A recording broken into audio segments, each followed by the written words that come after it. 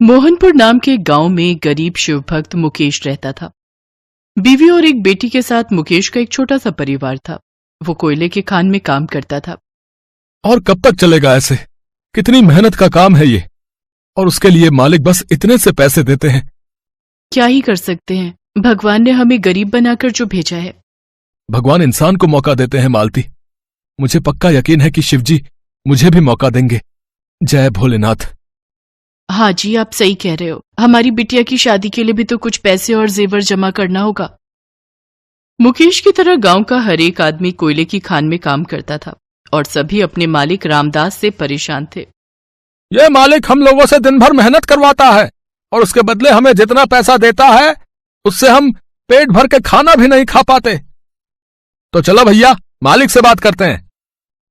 मुकेश को साथ लेकर सभी रामदास से बात करने के लिए गए। सब कुछ सुनकर रामदास ने कहा, जितना मिल रहा है उतने में ही खुश रहो, नहीं तो वो भी नहीं मिलेगा और मैं तुम लोगों को घर से निकाल दूंगा। गांव के आधे आदमियों ने रामदास से कर्जा ले रखा था। उनके घर रामदास के पास गिरवी थे, इसीलिए सभी उससे डरते थे। मुकेश शिवजी का बहुत बड़ा भक्त था। वो रोज शिवजी की पूजा करता था। हे शिवजी, हमारी रक्षा कीजिए, उस बदमाश मालिक से हमें बचाइए। गांव में खेती करने के लायक जमीन भी नहीं थी। सारी जमीनों पर रामदास का कब्जा था, इसीलिए गांव के लोगों के पास रामदास की खान में काम करने के अलावा और कोई उपाय भी नहीं था। लेकिन मुकेश ने सबको बुलाकर कहा, सुनो सब लोग, हम आज से कोयले की खान में काम नहीं करेंगे। तो फिर हम अपना घर कैसे चलाएंगे भैया? खाएंगे क्या? हमारे पास तो खेती करने के लिए जमीन भी नहीं है। हमारे पास तालाब तो है ना, हम सभी उस तालाब में मछलियों की खेती करेंगे और उसी से मिल बांट कर रहेंगे। ये सुनकर सभी राजी हुए। गांव में कुल मिलाकर 10 तालाबें थीं। उन तालाबों पर वो लोग मछलियों की खेती करने लगे और एक एक हफ्ता काम पर नहीं गए। रामदास का बहुत नुकसान हो गया। वो गुस्सा हो गया। वो गांव चला आया। तुम लोगों को मैं आखिरी चेतावनी देता हूं, अगर कल से तुम लोग काम पर नहीं आए तो मैं तुम लोगों को बर्बाद कर दूंगा। लेकिन गांव वाले काम पर नहीं गए। वो सब अपने सिद्धांत पर टिके रहे और रात को रामदास के लोगों ने गांव के घरों में आग लगा दी। बचाओ बचाओ! अरे कोई बचाओ, आग लगी है, आग! बचाओ बचाओ! कुछ ही देर में पूरा गांव तहस नहस हो गया। मुकेश, अब हम क्या करेंगे? तुम्हारे कहने पर हमने रामदास से पंगा लिया, लेकिन उसने हमारा घर बर्बाद कर दिया। तुम्हारे कहने पर हुआ है सब कुछ। अब हमें रहने की जगह कौन देगा? सब लोग मुकेश को दोषी ठहराने लगे। रहने की जगह वो देंगे जिन्होंने हमें जन्म दिया है। हम भोलेनाथ के मंदिर में रहेंगे। गांव में एक बहुत बड़ा शिवजी का मंदिर था और उसी मंदिर में सभी ने आश्रय लिया और ये खबर रामदास तक पहुंच गई। उसने कहा, अच्छा, घर जला दिया तो मंदिर में आश्रय ले लिया। ठीक है, मंदिर को भी जला दो। मंदिर को? लेकिन मालिक, वो भगवान शंकर का मंदिर है। हाँ तो क्या हुआ? भोलेनाथ गुस्सा हो जाएंगे और उनका गुस्सा त्रिलोक में सबसे ज्यादा भयानक है। अरे मैं नहीं मानता ये सब। ठीक है, तुम ये काम नहीं करोगे तो मैं खुद अपने हाथों से मंदिर में आग लगाऊंगा। रामदास गुस्से और अहंकार में अंधा हो गया था। रात को मंदिर के अंदर जब सारे गांव वाले सो गए, तब रामदास चुपके से हाथ में मशाल लेकर आया और मंदिर को आग लगा दी। अब आएगा मजा। मेरे साथ पंगा लेने का यही नतीजा होता है। मंदिर के अंदर गांव के सारे लोग फंस गए। चारों तरफ डर का माहौल छा गया। मुकेश की बीवी और बेटी रोने लगे। अब क्या होगा जी?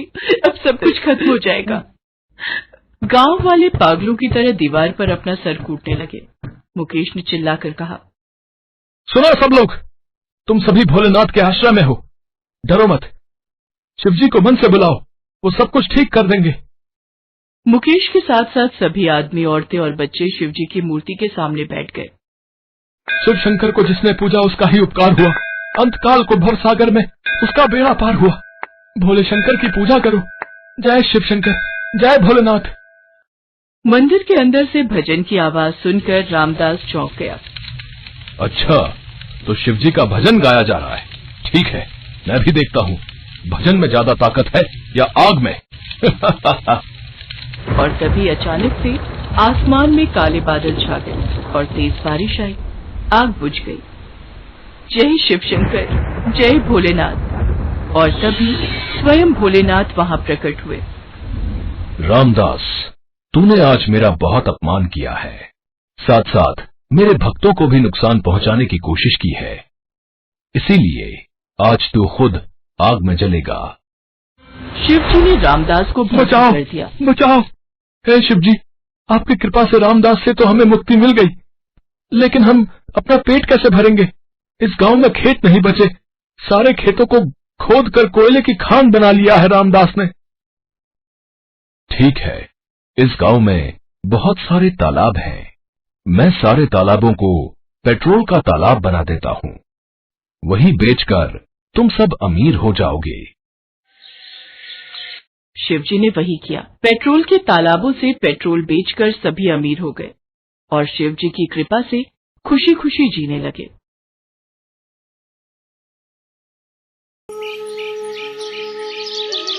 मोनू, क्या तुम मेरे साथ एक जगह चलोगे? पर कहाँ दीदी? ऊंची लाल पहाड़ी पर। ना बाबा ना, मम्मी कहती है वहाँ तो 4 बड़े बड़े राक्षस रहते हैं, मैं नहीं जाऊंगा वहाँ। अरे नहीं पागल, सुना है वो भी हमारी तरह इंसान ही है, कोई राक्षस नहीं है, वो हमारा कुछ नहीं बिगाड़ेंगे। चाहे जो भी हो दीदी, मुझे तो बहुत डर लगता है उन राक्षसों से, मैं तो बिल्कुल नहीं जाऊंगा। ठीक है, फिर तेरी मर्जी, हम लोग यहीं खेलते हैं। माधवपुर गांव की लाल पहाड़ी पर चमन लाल के 4 जादुई बेटे रहते थे और चारों के पास अलग अलग शक्तियां थी। सबसे बड़े बेटे भीम के पास भारी से भारी सामान को उठा सकने की शक्ति थी, फिर चाहे वो पहाड़ ही क्यों ना हो। दूसरे बेटे राघव के पास हवा से भी तेज भागने की शक्ति थी और तीसरे बेटे किशन के पास अपने शरीर को कितना भी लंबा करने की शक्ति थी। तो वहीं चौथे बेटे मोहन के पास किसी भी चीज को सुंदर बनाने की शक्ति थी। एक दिन ऐसे ही छोटा भाई किशन सोते हुए बड़े भाई भीम के साथ मस्ती के मूड में होता है। अरे अरे, सुबह सुबह क्यों परेशान कर रहे हो मुझे? चैन से सोने दो मुझे। अच्छा, परेशान करते हो और ऊपर से हंसते भी हो। मुझे कच्ची नींद से उठा दिया तुमने। रुको, अभी तुम्हें मजा चखाता हूं मैं। और तभी भीम दोनों हाथों से अपने बेड को उठाता है और जोर से जमीन पर पटक देता है। तेरा भी यही हाल करूंगा मैं। तभी किशन घबराते हुए कहता है, अरे छोड़ दो भाई, छोड़ दो, माफ कर दो, आगे से ऐसी गलती नहीं करूंगा। बस इतने में ही सिट्टी पिट्टी गुम हो गई। अगली बार से मुझसे पंगा लेने की सोचना भी मत। भैया, आपको गुस्से में देखकर मुझे बहुत मजा आता है। अच्छा, बड़ी हंसी आ रही है, बताऊं तुझे फिर से? ना ना ना ना, नहीं नहीं नहीं नहीं नहीं। तभी मोहन भी वहाँ खड़ा ये सब देख रहा होता है और वो भी जोर जोर से हंसने लगता है और कहता है, भैया, आपका बेड तो आपने अपने आप ही तोड़ दिया, अब आप सोएंगे कैसे? रुकिए, मैं अभी अपने जादू से इसे जोड़कर सुंदर बना देता हूँ। फिर मोहन अपने जादू से उस बेड को फिर से सुंदर बना देता है। भाई वाह, कमाल कर दिया। चलो अब सब चलकर खाना खाते हैं, बहुत भूख लग रही है। ठीक है चलो, वैसे भी सोकर उठ के तो मुझे भी बहुत तेज भूख लग जाती है। इसके बाद तीनों खाने की मेज पर पहुंच जाते हैं, लेकिन वहां जाकर देखते हैं तो अभी तक खाना रेडी नहीं होता। तभी भीम जोर जोर से चिल्लाता है, राघव, अरे ओ राघव, कहाँ मर गया? जल्दी से खाना लेकर आओ, बहुत जोरों की भूख लगी है। और तभी राघव वहां जादू से पहुंच जाता है। हाँ, हमें बहुत जोरों की भूख लगी है, जल्दी से खाना दे दो। अभी लो, खाना हो या कहीं जाना हो, मैं सब फटाफट कर लेता हूँ, अभी देखो तुम दोनों। इसके बाद राघव झट से किचन में जाता है और 2 मिनट में सबके लिए खाना बनाकर ले आता है। और जैसे ही वो खाने की मेज पर बैठने लगते हैं तो राघव को मस्ती सूझती है और वो जादू से किशन की चेयर गायब कर देता है, जिससे कि किशन धड़ाम से जमीन पर गिर जाता है। फिर राघव, मोहन और भीम जोर जोर से हंसने लगते हैं। इसके बाद चारों साथ में बैठकर खाना खाते हैं। कुछ दिन ऐसे ही बीत जाते हैं। फिर एक शाम 8 साल की पिंकी जंगल में पेड़ से आम तोड़ने की कोशिश कर रही होती है कि तभी वहाँ पर किशन आ जाता है। अरे ओ छुटकी, ये क्या कर रही हो तुम? अरे बाप रे, भूत भूत भूत। उसे देखते ही पिंकी के पसीने छूटने लगते हैं और वो बुरी तरह घबरा जाती है। जी, कुछ नहीं। अरे घबराओ नहीं, मैं कोई भूत नहीं हूँ। मैं भी तुम्हारी तरह एक इंसान ही हूँ और यहाँ तुम्हारी मदद करने के लिए आया हूँ। मेरी मदद? पर वो कैसे? अभी बताता हूँ। इसके बाद किशन अपने हाथों को लंबा करता है और पेड़ से आम तोड़कर पिंकी को दे देता है। पिंकी ये देखकर बहुत ही खुश होती है और जाते जाते किशन से कहती है, धन्यवाद, आप तो बहुत अच्छे हो भूत अंकल। भूत अंकल? भूत अंकल नहीं, राघव भैया। अगर तुम मुझे भैया कहोगी तो मुझे ज्यादा अच्छा लगेगा। अब मुझे देर हो रही है, माँ राह देखती होगी, मुझे जाना होगा। बाय बाय भैया। Bye bye. एक दिन घर पर चारों भाई लेटे हुए होते हैं। तभी भीम कहता है, चल यार, बहुत दिन हो गए, हम नीचे गांव का चक्कर लगाने नहीं गए। चलो आज थोड़ा टहल कर आते हैं। बहुत दिनों से इंसानों का चेहरा नहीं देखा। लेकिन लोग तो हमारा चेहरा देखकर ही डर जाते हैं। हम बाहर कैसे जाएंगे भैया? लेकिन इसमें हमारी क्या गलती है? आखिरकार हैं तो हम भी उन लोगों की तरह इंसान ही ना। देखो भाई, जिसको जो सोचना है सोचने दो, वक्त आने पर सब समझ जाएंगे। इसके बाद चारों गांव की ओर निकल पड़ते हैं। लेकिन वो जहाँ जहाँ से गुजरते, लोग उनको देखकर झट से अपने घर में कैद हो जाते हैं।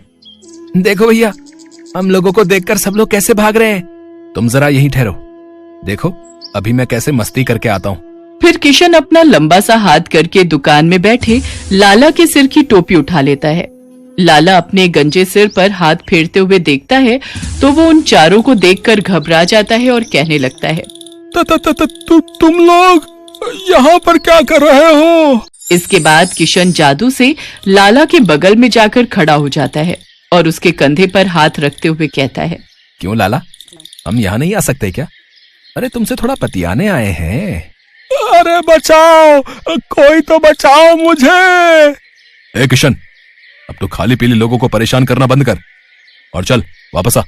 हाँ बड़े भैया, बिल्कुल सही कह रहे हैं। इसके बाद नौटी किशन अपने भाइयों के पास वापस लौट आता है कि तभी अचानक सबको धरती पर एक अजीब सा जोरदार कंपन महसूस होता है। अरे ये क्या हुआ? ये धरती क्यों कांप रही है? हाँ, मैं भी कांप उठा एकदम। मैंने भी कंपन महसूस किया। अरे पर ये हो क्या रहा है, कोई बताएगा? इसके बाद सभी गांव वाले अपने अपने घरों से निकल आते हैं और जोर जोर से चिल्लाते हुए कहते हैं, भागो भागो, गांव में भूकंप आ गया। जल्दी से सब लोग अपने घरों से बाहर आ जाओ। अचानक से भूकंप कैसे आ गया? भैया वो वाला पहाड़ देखो, वो किस तरह से कांप रहा है। वो देखो, जमीन पूरी तरह हिल रही है। अरे अब तो सर्वनाश होगा। लेकिन ये पहाड़ क्यों कांप रहा है? रुको, मैं अभी जाकर देख कर आता हूँ। फिर राघव अपनी तेज भागने वाली शक्ति से उस पहाड़ पर पहुंच जाता है और वहां देखते हुए कहता है, सर्वनाश, ये तो ज्वालामुखी है। अगर ये फट गया तो कोई भी जिंदा नहीं बच पाएगा। इसके बाद राघव वापस आता है और अपने भाइयों से कहता है, भाइयों, पहाड़ पर तो ज्वालामुखी फटने वाला है और अगर हमने जल्दी कुछ नहीं किया तो सारे गांव वाले मारे जाएंगे। तो क्यों ना हम इसके बारे में सबको बता दें। अरे पर इसमें तो बहुत वक्त लग जाएगा। मैं झट से सबके कान में बोलकर आता हूँ। तभी राघव झट से सभी गांव वालों के कान में कहकर आता है, क्या हमारे गांव में ज्वालामुखी फटने वाली है? हे भगवान, हमारी मदद कर। इसका मतलब हम सब लोग जलकर मर जाएंगे। ऊपर वाले, ये सब क्या हो रहा है? तभी पिंकी और मोनू उन चारों की तरफ दौड़े चले आते हैं और कहते हैं, भैया हमारी मदद करो, हम सबको बचा लो। हाँ भैया, हमारी मदद करो। लेकिन तुम हमारे पास कैसे चले आए? क्या औरों की तरह तुम्हें हमसे डर नहीं लगता? नहीं भैया, क्योंकि हम जानते हैं कि आप भी हमारी तरह इंसान ही हो और बहुत अच्छे हो। तो आप हम सबकी जान बचाएंगे ना? बोलिए। हाँ हाँ बचाएंगे, हमें बचाना ही होगा। लेकिन ज्वालामुखी से बचने का आखिरकार उपाय क्या है? मैं एक काम करता हूँ, अपने लंबे हाथों से नदी का पानी निकाल लाता हूँ। लेकिन अगर हम उसमें पानी डालेंगे तो वो और आग पकड़ेगा। तो फिर हम गांव के लोगों को कहीं दूर ले जाते हैं। पर इन सब में तो बहुत टाइम लग जाएगा और हमारे पास टाइम बिल्कुल भी नहीं है। हमें गांव के लोगों को बचाना होगा। ये गांव भले ही जल जाए, लेकिन इसके लोगों को कुछ नहीं होना चाहिए। हाँ मोहन बिल्कुल सही कह रहा है। अच्छा सुनो, मेरे पास एक आइडिया है जिससे गांव और गांव के लोगों को बचाया जा सकता है। पर वो कैसे भैया? मेरे पास तो पहाड़ को उठाने की शक्ति है ना। किशन, तू अपने लंबे हाथों से मुझे उठाकर उस पहाड़ तक ले जा। मैं उस पहाड़ को उठाकर गांव से बाहर रख दूंगा, जिससे ज्वालामुखी गांव वालों तक नहीं पहुंचेगा। हाँ, वो लावा तो उस पहाड़ से नहीं निकलेगा। बिल्कुल सही कहा तुमने। वाह बड़े भैया, क्या दिमाग लगाया है। आपने तो कमाल कर दिया। इसके बाद किशन अपने लंबे हाथों से भीम को उठाता है और उस पहाड़ पर रख देता है और फिर राघव को भी उस पहाड़ पर पहुंचा देता है। अरे ये क्या, तुम क्यों आए? तुम धीरे धीरे चलोगे तो तुम्हें पहाड़ को उठाकर वहां तक रखने में समय लगेगा। तुम पहाड़ को उठाओ, मैं तुम्हें लेकर चलता हूँ। इसके बाद भीम उस पहाड़ को अपने दोनों हाथों से उठा लेता है। अरे वाह बड़े भैया, अब तुम देखो मेरा कमाल। राघव अपनी जादुई शक्ति का इस्तेमाल करते हुए तेज रफ्तार से भीम को पहाड़ के साथ कुछ सेकंड के अंदर ही गांव से बाहर पहुंचा देता है। अरे वो देखो, वो लोग पहाड़ लेकर जा रहे हैं। उन्होंने हमारी जान बचा ली। क्या बात है, हम बच गए। जिनको तुम सब लोग भूत कहते थे, आज उन्होंने ही तुम्हारी रक्षा की है। बिल्कुल सही कह रही है पिंकी, आज उन चारों की वजह से ही ये गांव बच पाया है। चलो अब उनके पास चलकर उनका शुक्रिया अदा करते हैं। आज तुम चारों की वजह से हम गांव वालों की जिंदगी बच गई भैया। तुम लोगों का बहुत बहुत शुक्रिया। हम लोगों को माफ कर दीजिए, हम लोगों ने आप लोगों को गलत समझा। अरे नहीं नहीं, आप लोग क्या बोल रहे हैं? और शुक्रिया किस बात का? आखिर है तो ये भी हमारा ही गांव ना। हाँ हाँ बिल्कुल, ये गांव भी तुम्हारा ही है और आप सब इस गांव के सदस्य हैं। तो अब से आप भी हमारे साथ इसी गांव में रह सकते हैं। हाँ, हम सब भी आप लोगों के साथ इसी गांव में मिलकर रहना चाहते हैं। हाँ, बहुत मजा आएगा।